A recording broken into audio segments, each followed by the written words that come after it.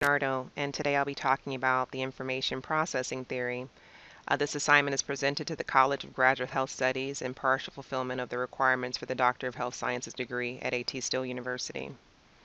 Upon successful completion of this lecture, the learner will be able to recall the historical evolution of the information processing theory, identify key elements, explain strengths and weaknesses of the information processing theory, describe the applicability, and recall three realistic, relevant examples of the information processing theory in education supported by research.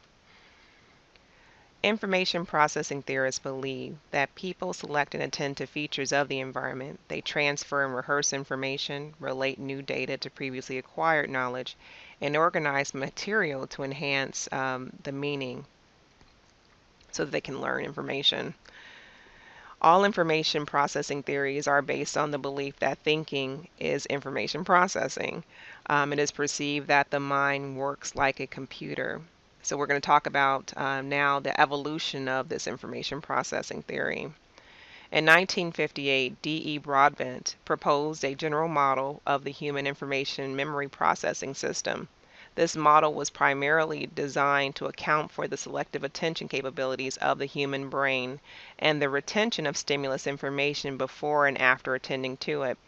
Broadbent's model conveyed an ordered series of memory stages.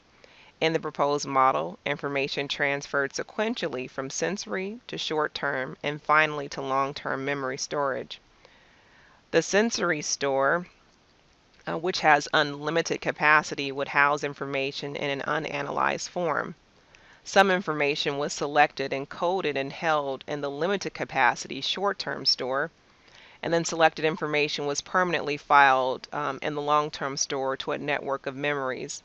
In 1968, Atkinson and Shiffrin expanded on the multi-store model and emphasized that a control processes manage this transfer of information under the subject's effortful voluntary work.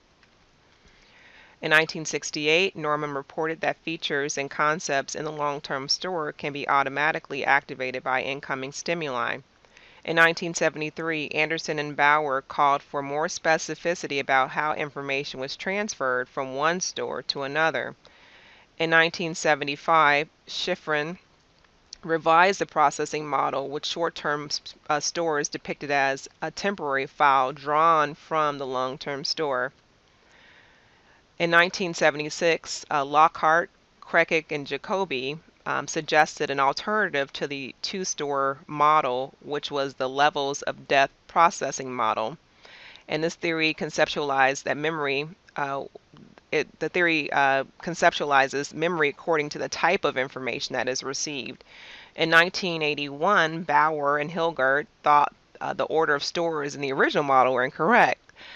They believe that pattern recognition and coding processes must take place prior to information reaching the short-term memory store. They propose that the sifting and selection among input elements to determine new and known information would require some interaction between stores than what was originally theorized. In 1986, Rumelhart, Smolinsky, McClellan, and Hinton proposed that quick processes should be described in terms of a parallel model, whereas slower processes with serial components should be described in terms of a sequential information processing model. In 1990, Anderson theorized that the memory structures vary in their activation level. Rehearsing information allows it to be maintained in its active state. Between 1992 and 2009, researchers assumed that information processing is involved in all cognitive activities such as perceiving, rehearsing, reasoning, problem solving, remembering, imagining, and forgetting. In 2009, Maitland proposed that perception occurs through a bottom-up and top-down processing. Bottom-up is when you have physical properties and stimuli are received by the sensory registers, and information is passed to short-term memory for comparison with information in long-term memory to assign meaning. The top-down processing refers to the influence of knowledge and beliefs of perception, so prior experiences or expectations can affect a person's perception. In 2012, Shunk states that despite the alternative theories, the two-store memory model serves as a basic information processing perspective for learning and memory. Now I want to talk about the key elements of the information processing theory. The first step to learning is to pay attention. Attention is a necessary prerequisite for learning, and it is a limited resource. People are only able to pay attention to a task for a few minutes before being interrupted by another thought. Learners assign attention to activities as a function of motivation and self-regulation. As skills become more routine, less attention is required for information processing.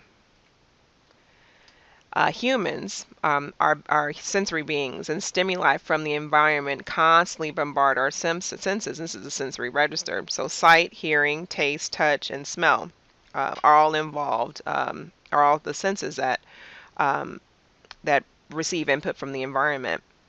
Information processing theories state that each sense has its own register that holds information. So information received by sensory receptors is briefly stored into these sensory registers. The capacity of the sensory registers is large, but information stays for only 1 to 3 seconds. Perception, or pattern recognition, involves attaching meaning to environmental inputs received through our senses. To perceive an input, it must be held in one or more of the memory registers and compared to existing knowledge in the long-term memory. Short-term memory, also known as working memory, is a memory of immediate consciousness, and it has two essential functions. The first is maintenance, the second is retrieval.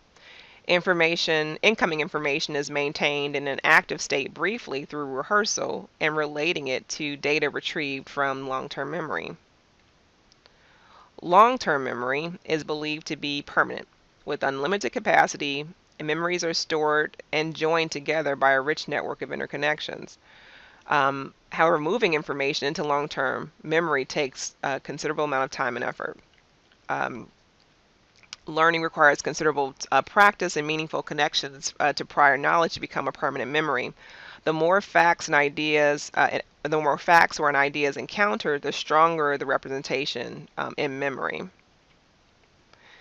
The control processes regulate the flow of information throughout this information processing system. So rehearsing, coding, imagining, organizing information, and implementing decisions are examples of control processes. Now let's talk about strengths and weaknesses of the information processing theory. So some strengths. Over the past 58 years, cognitive, developmental, and educational psychologists and neuroscientists have been building a body of evidence to clarify how the brain works. Methods described in numerous texts refer to the latest brain research, and the model used is the information processing theory. So it's great to know all this new information is coming out about how the brain learns, or how the brain learns information is really related to the information processing theory. I own all these books. And I like that it's a lot of, when you read these textbooks, they have easy to use or easy implementation of certain techniques in order to help improve learning for students. Weaknesses of the information processing theory, as stated by Shunk, are that there's no one dominant theory. It lacks clarity. The information processing theory does not readily apply to school learning, curricular structure, and instructional design. Although I have kind of found that to be not so true in my circumstances, because I've been able to use this information pretty quickly, or these theories or strategies fairly quickly in the classroom. Potential application are yet to be developed, so there needs to be more research in this area. And the two-store model does not fully specify how information moves from one store to another. We know it takes effort to move information from short-term to long-term memory, but actually how it happens, how this occurs, is still more to be looked into regarding that process. So as some applications for the information processing theory in education, I just picked a few. of the elements that of information processing theory. So, in regards to application, attention. So, to promote student attention to relevant material through use of eye catching displays or actions. So, typically, I move around the classroom. I might use a variety of teaching aids, asking students to explain a point of view in their own words, or emphasizing to students that they are responsible for their learning is one way to get their attention. Sensory input in higher education. So, new findings show that using two or more human senses together boosts memory and learning. So, I typically, before I lecture, I'll spray on lavender hand sanitizer in the front of the classroom, and then I'll kind of walk around the class so that people can kind of smell the lavender. And even I even encourage them to before they take their exams to maybe spray lavender on their hands to help them remember information that we've covered in class, since memory has been linked to the sense of smell. I provide my students adequate hands-on practice time to acquire skills. I encourage them to practice with multiple classmates to feel the differences in joint movements during manual procedures. I might even have them, select certain senses. So I have them close their eyes if they can't feel something so that they can really focus on what they feel. Then I'll have them open their eyes again and then try the technique again with their eyes open using more than one sense to help them recall how to perform a technique. I'm even asked them to draw concept maps outlining their thought processes, and then and this is somewhat of like an algorithm of how you problem solve a, a problem in the classroom or a patient case. For short-term memory applications, so information stored in short-term memory is very limited, therefore keep it active by rehearsal. So I provide students with resources such as video demonstrations that demonstrate the techniques that we performed in class so they can have extra practice time outside of class. I also hire skilled adjunct faculty to assist with laboratory instruction to provide feedback to students practicing techniques. For long-term memory for applications, I tell students the one that does the work does the learning, according to Doyle. Learning requires time, energy, and effort. The more ways that students engage in learning, so I encourage them to teach each other, to listen, to write, to review, the stronger connections are formed in the brain, making memories permanent. Also, added effort increases comprehension and learning, therefore, don't do all the work for your students. This was written in the book Make It Stick, where it was suggested that if you happen to give a student a chapter to read, typically you might provide also an outline so they can kind of go through and make sure that they're hitting certain learning objectives.